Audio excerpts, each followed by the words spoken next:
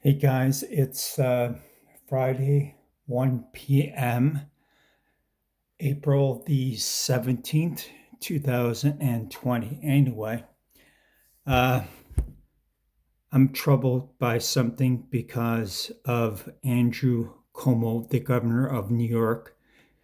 He passed legislation that made it illegal to kill your babies, and everybody stood up and clapped, all the women. I have a wife and four daughters. If I'm not for women's rights, heaven forbid. But Andrew Cuomo continues to do many bad things. They're called placeholders, holders. They're people that are put in power for a reason, for a time. They do the work. So it says in Romans chapter 13, every person must submit to and support the authorities over him, for there can be no authority in the supreme except by God's appointment, which means that every authority that exists has been instituted by God.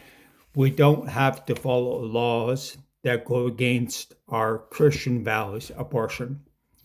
Anyway, Andrew Cuomo stood up and just on Easter Sunday, he said, quote, the number is down because we brought that number down, he told the press.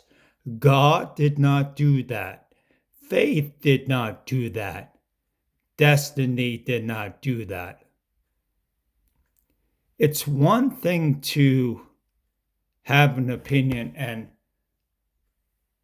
do unjust laws, to pass the legislation in the state of New York, the most, well, corrupt place. But man, he goes right into the face of God. Did not do that. Faith did not do that. Destiny. You can't mock God and get away with it.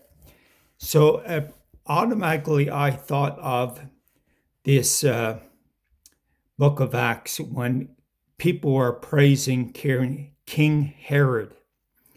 Now, during those days, Herod was engaged in a violent dispute with the people of Tyre and Sidon, so they sent a united delegation to Caesarea to appeal to him and to reconcile their differences with the king. For Herod controlled their food supply. So, if you don't go along with the status quo, they'll cut off your food. You starve to death. First, they enlisted the support of his trusted personal assistant, Blastus, who secured them an appointment with the king. On that chosen day, Herod came before them arrayed in his regal splendor, robes. Sitting on his elevated throne, he delivered a stirring public address to the people. At its conclusion, the people gave him a round of applause. The crowd shouted, "These are the words of a God and not man." Immediately, the angel of the Lord struck Herod with sickness and infestation of worms because he accepted the people's worship and did not give glory to God, and he died.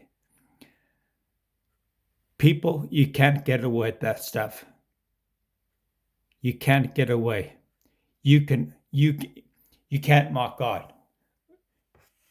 He's treading on dangerous grounds. It's only a matter of time. Bye.